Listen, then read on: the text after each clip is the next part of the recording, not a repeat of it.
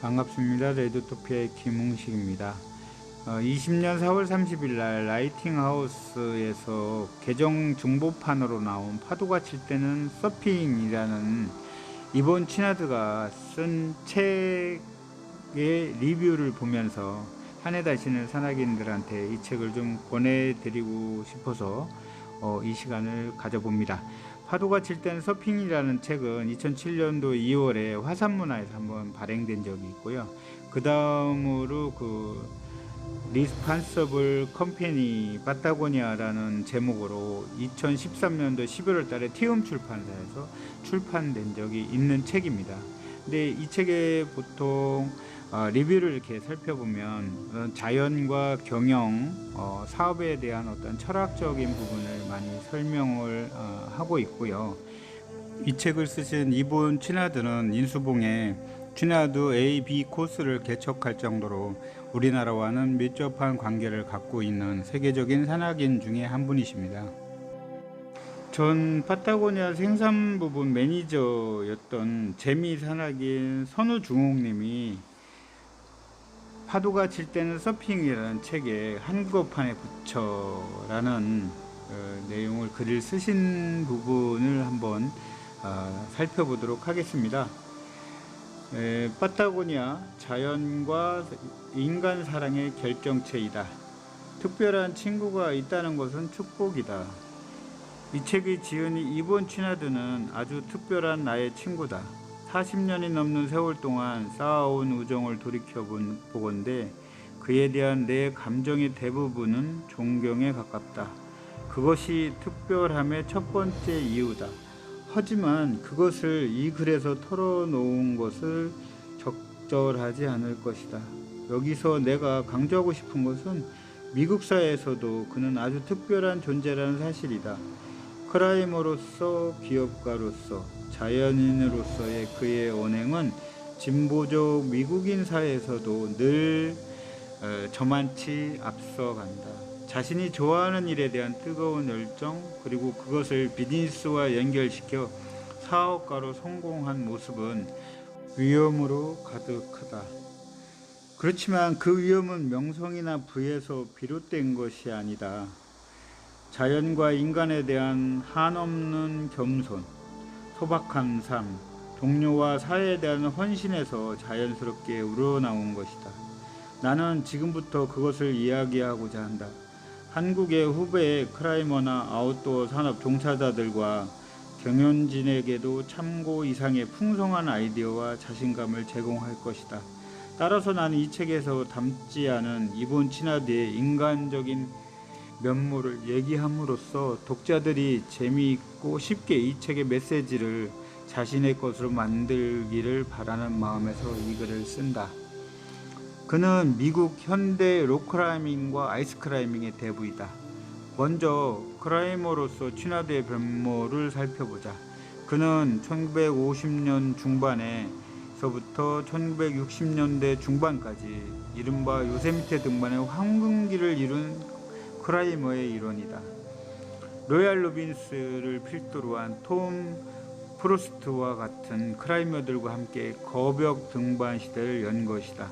그러나 그는 이에 만족하지 않고 알프스로 날아갔다. 아이스클라이밍의 세계로 자신의 영역을 확장한 것이다. 바로 이런 점이 치나드의 특징이다. 늘 새로운 세계를 동경하고 목표를 정하면서 온몸으로 부딪혔다. 그리하여 그는 미국 현대 록클라이밍 및 아이스클라이밍의 대부가 되었다. 크라이머로서 치나드의 비범함은 끝없는 호기심과 도전정신, 기발한 아이디어와 실천력에 있다. 그는 요세미테를 등반하기 위해 자신과 동료들을 위한 장비를 스스로 만들었다. 그 대표적인 것이 피톤, 하켄인데 당시 영국에서 개발된 하켄은 너무 물러가지고 요세미테와 같은 암지에는 맞지 않았다. 그는 스스로 대장장이 기술을 익혀서 단단한 하켄을 개발하였다. 그의 제품은 크라이머들의 사랑을 듬뿍 받았고 그것이 그를 사업의 세계로 이끌게 된 계기가 되었다. 그러나 그는 자신의 주력 상품이었고 상당한 이익을 보장해 주던 피톤 생산을 중단하였다. 너무 단단해서 바위를 다치게 하고 회수가 어려워 자연을 훼손한다는 점 때문이다.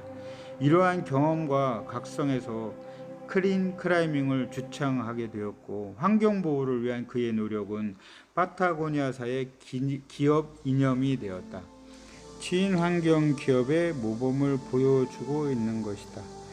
기업가로서 취나드가 돋보이는 점은 양립 불가능해 보이는 가치를 실현해 보인다는 점이다. 예를 들어 아웃도어 의류와 장비를 만드는 회사에서 환경보호를 주장하는 것은 모순되는 점이 있다. 엄격히 말하자면 환경을 위해서는 산이나 바다로 가지 않는 것이 최선이다. 하지만 우리는 그런 세상을 상상하기 힘들다. 인간은 본능적으로 자연을 찾게 되어 있고 그것으로부터 기쁨과 위안을 얻는다. 아웃도어 산업으로 앞으로 더 발전할 것이다. 그렇다면 친환경이야말로 아웃도어 산업뿐만 아니라 모든 산업의 핵심 가치가 되어야 한다. 하지만 그것을 실천하는 기업은 극히 드물다. 만약 파타고니아 같은 회사가 없었다면 다른 누군가가 그 자리를 메울 것이고, 우리는 환경을 배려하면서도 성공적으로 기업을 이끌어가는 모델을 발전시킬 수 없었을 것이다. 취나드는 이윤 추구와 환경보호란 두 마리 토끼를 성공적으로 쫓고 있다. 구체적 사례로 파타고니아에서 만드는 모든 면제품은 유기농으로 재배된 원료만을 사용한다. 당연히 원가가 더 든다. 하지만 그는 그 가격을 소비자에게 부담시키지 않는다. 이윤의 폭을 줄이는 것이다. 대량 광고와 같은 공격적인 마케팅을 하지 않기 때문에 적정한 원가 관리가 가능한 것이다. 또한 그는 땅에 엄청난 스트레스를 주는 면제품보다는 석유 화학 제품이 오히려 친환경적이라고 주장하면서 이를 실현해 보였다. 그는 PET병을 재활용해서 적개적 원단을 만들기도 했다. 물론 원가가 더 든다. 하지만 그는 그러한 부담을 기꺼이 감수한다. 아니, 즐긴다. 마치 서퍼가 험한 파도를 더 반기듯이 그는 삶을 즐기는 방식에서도 이 원칙을 적용한다. 그는 두 채의 별장을 갖고 있는데 하나는 폐 보드블록을 사들여서 지은 것이고 다른 하나는 병충해로 말라 죽은 나무로 지은 것이다. 기업가로서 취나드는 분명 엉뚱한 사람이다. 자신도 기업을 하면서 대량 소비 문화에 대해서 혐오를 숨기지 않는다. 그는 대중매체에 무차별적으로 광고를 하는 방식의 매출 신장에는 관심이 없다. 그는 나이키나 코카콜라의 반대 방식으로 비즈니스를 한다. 전 세계 대부분 파타고니아 매장은 변두리 허름한 가게를 개조한 것이다. 그러면서도 그는 파타고니아를 세계 최고의 아웃도어 의류 업체로 키웠다. 파타고니아 제품은 분명 세계 최고의 명품이다. 하지만 우리가 일반적으로 생각하는 의미의 고가, 사치, 남에게 보이기 위한 명품과는 거리가 멀다. 파타고니아는 세탁기에 넣고 마음 편히 스위치를 누를 수 있는 제품이 아니면 만들지 않는다. 이미지와 달리 그리 고가도 아니다. 색상이나 디자인은 상당히 패셔너블하면서도 단순하고 실용적이고 튼튼하고 쉽게 실증나지 않는다. 그래서 대부분 파타고니아 고객은 다 떨어져서 너덜너덜해진 옷을 당당히 입고 다닌다. 물론 찢어진 청바지를 입고 다니는 것과는 전혀 다른 것이다. 그는 자본가를 경멸하는 자본가 혹은 사업가이다. 기업가로서 취나드의 가장 빛나는 부분은 환경과 사회에 대한 관심과 책임이다. 그는 2001년부터 지구를 위한 1%라는 조직을 발족시켜서 환경운동 활동가를 지원한다.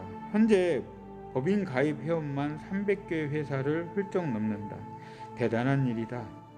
이익금의 1%라는 별것 아닌 장사술로 볼 수도 있겠지만 매출액의 1%는 다른 의미다. 적자가 나도 전체 매출의 1%를 기부해야 하기 때문이다. 그러나 이것보다 더 대단한 건 직원과 어린아이에 대한 배려다. 그는 직원을 진심으로 가족처럼 여긴다. 사내에 어린이집을 지어 아이들을 돌봐준다. 젖먹이 아이는 언제든지 모유를 먹을 수 있다. 점심때는 함께 사내의 채식 뷔페 스타일의 카페테리아에서 함께 점심을 먹는다. 꿈같은 얘기로 들리지 않는가. 그런데 쥐나드는 이런 일을 이미 1980년대 중반에 실현시켰다. 과격한 진보주의자인 부인 멜린다의 아이디어에서 출발한 직장 타가 시설인 태평양 어린이개발센터는 설립 당시는 물론 지금도 일반 기업에서는 생각하기 힘든 모델이다. 미국에서도 그는 상당히 예외적일 정도로 앞서가는 인물이다. 바로 이런 독특하고도 진보적인 경영 방식으로 이룬 성공 때문에 파타고니아는 미국에서도 주목받는 기업이다. 그래서 예일대에서는 커뮤니티 컬리지를 졸업한 그에게 명예 박사 학위를 수여했을 것이다. 이는 단순히 성공한 기업가이기 때문이 아니라 그 방식이 특별하기 때문이며, 이러한 경험을 토대로 MBA 과정에서 경영자 부재의 MBA 강의를 하기도 했다. 그래서 이 책 내용이 경영자들에게 많은 주목을 받았다. 그는 사람을 뜨겁게 사랑하는 심술꾸러기다. 쥐나드는 크라이머로서와 기업가로서도 뛰어나지만 한 자연인으로서의 모습이 더 매력적이다. 그는 지나칠 정도로 수줍음을 잘 타고 나서기 싫어하지만 한번 맺은 인간관계는 지속적으로 유지한다. 항상 상대를 배려할 줄 아는 자세 때문이다. 쥐나드가 주한미군으로 주둔할 때 1963년 함께 북한산 인수봉에 쥐나드길을 개척한 인원으로 나는 70년대 초반 미국으로 이민을 갔다. 물론 그의 주선으로, 그리고 3년 정도 그와 함께 일했다. 나는 아직도 그때를 뜨거운 우정으로 기억하고 있다. 그는 그때 파도만 일면 일하던 직원들을 부추겨서 바닷가로 달려가곤 했다. 나의 아내 김용선도 함께 일을 할 무렵이었는데, 내 아내가 테니스를 좋아한다는 걸 알고는 점심시간이면 일부러 틈을 내서 파트너가 되어주곤 했다. 단순한 운동 파트너가 아니라 낯선 이국 땅에서 힘들게 적응하는 것에 대한 말없는 위로였다. 그는 자연과 사람을 제대로 사랑할 줄 아는 인간이다. 나는 요즘도 캘리포니아주의 벤츄라에 있는 파타고니아의 본사를 즐겨 찾는다. 내가 사는 곳에서 자동차로 30분 남짓이면 충분한 거리이기도 하지만 언제나 가면 기분이 좋아지기 때문이다. 그 분위기를 옮기는 것으로 이 글을 마칠까 한다. 주차장 지붕은 태양열 집광 패널로 이루어져 있고, 출입구에서 가장 가까운 주차장에는 장애인과 카풀차가 아니면 얼씬할 수도 없다. 기름을 많이 먹는 차는 맨 구석으로 가야 한다. 이 유쾌한 심술이라니. 그리고 주차장 곳곳에는 직원들이 점심시간에 즐길 서핑보드가 널려 있다. 누구나 탈 수 있는 자전거도 곳곳에 세워져 있다. 그리고 어린이집 옆 놀이터에서는 기저귀 찬 아이들이 맨발로 모래밭을 뛰어다니고 있다. 그 모습을 지켜보는 것만으로도 나는 가슴 벅찰 정도로 행복하다. 내가 쥐나드를 존경하는 이유다. 2007년도 1월 전 파타고니아 생산 부분 매니저이시면서 재미 산악인이신 선우중옥님께서 쓰신 글을 한번 살펴보았습니다. 63년도 주한미군으로 한국에서 복무할 때도 복장불량에다가 단식투쟁을 일삼았고, 상관에 바락바락 대들다가 군법회의에 해부돼서 그때서야 잘못을 비는 등 말썽만 부렸다고 합니다. 결국 군에서는 안 되겠다 싶어가지고 민간인과 함께 근무를 하는 곳으로 전출을 시켰고요. 그곳에 시간이 많이 남다 보니까 한국 청년들과 어울려서 서울 북쪽에 있는 북한산을 찾아가지고 인수봉을 다니게 되었다고 합니다. 쥐나드는 당시 노스페이스의 설립자의 덕 톱킹스와 로얄 루빈스 등과 함께 같이 어울려서 사내를 다니시면서 미국의 등반사에 상당히 중요한 위치를 차지하고 있고, 특히 1968년도 그 리치드 크램폰을 개발하고 69년도에 아이스엑스를 개발해가지고 그 빙벽 등반의 그 프론트 포인팅, 그동안 그 프랑스식 등반 기술만 사용했던 곳에 프론트 포인팅 기술을 접목함으로써 혁혁한 등반 아이스 클라이밍의 그 변화를 주게 된 공헌을 한 바 있고요. 그리고 파타고니아에서는 그 지금 현재 우리가 많이 쓰고 있는 기능성 의류 옷 입는 방법, 일명 뭐 레이어링 시스템, 이거를 최초로 홍보하고 그 시스템에 의해서 옷을 만들어서 판매를 하기 시작한 장본인이기도 합니다. 바위 틈 사이에 설치한 확보물인 너트로 크린 클라이밍을 주창했고, 그리고 XCD 바인딩을 만들어서 텔레마크 스키를 상당히 높은 수준까지 끌어올렸던 잘나가던 취나드 이퀴먼트사가 30년 만에 여러 건의 그 배상 소송건으로 인해서 파산 신고를 하게 됐습니다. 그런데 이 파산 신고나 소송건이 제품의 결함에서 나온 것이 아니라 당시 미국에서는 그 민사상 불법 행위 규제법이 새로 제정되면서 스키장, 볼더링, 암벽, 등반 장비를 사용하는 사람들이 등반을 하거나 스키를 타다가 다치면 토지 소유자나 토지 관리자, 심지어는 제조업체까지 고소를 당하는 이러한 법이 제정이 되게 됩니다. 그러면서 이로 인해서 그 스키장 그리고 산 이런 개인 사유지를 통제하기도 하고, 특히 취나드 이퀴먼트사는 그 사용자에게 등반 장비에 내재되어 있는 위험 요소와 사용 시 주의해야 될 사항을 알리는 것에 미흡했다라는 점에서 배상 소송을 받게 됩니다. 그러면서 그 이번 취나드는 파산 신고를 하게 되고요. 그리고 여기에 남아있던 직원들이 1982년 12월 1일 날 새로운 회사인 블랙 다이아몬드를 탄생시키게 됩니다. 이 책에서는 전설적 록클라이머이자 환경운동가인 세계적인 아웃도어 의류 메이커인 파타고니아의 설립자, 이번 취나드의 그 자서전 겸 경영 철학서로서 소개되어 있고요.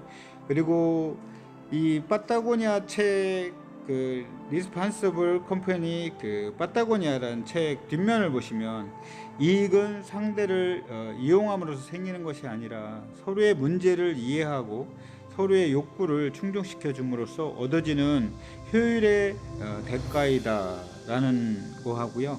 그리고 파타고니아는 포춘이 선정한 그 가장 쿨한 회사, 소비자에게 절약을 가르치고 신제품보다 중고품 구매를 권하고 100% 유기농 소재만 사용하고 입던 옷을 아들에게도 물려주라고 광고를 하면서 적자가 나도 매출의 1%를 기부하고 직원들이 아이들과 함께 출근하는 곳이면서 이런 상황에서는 소유주와 경영자, 임원의 급여부터 먼저 줄이고요. 협력회사 직원들이 쾌적한 근무 환경에 일할 수 있도록 지원하는 아웃도어 의류 전문기업 파타고니아가 지난 40년 동안 해온 일이라고 합니다. 이익을 추구하는 기업이라면 엄두도 내지 못한 이런 일들을 꾸준히 해온 이유는 인간과 자연을 향한 책임 경영만이 그 미래 지속 가능한 이익을 얻을 수 있다라는 확신 때문이라고 합니다.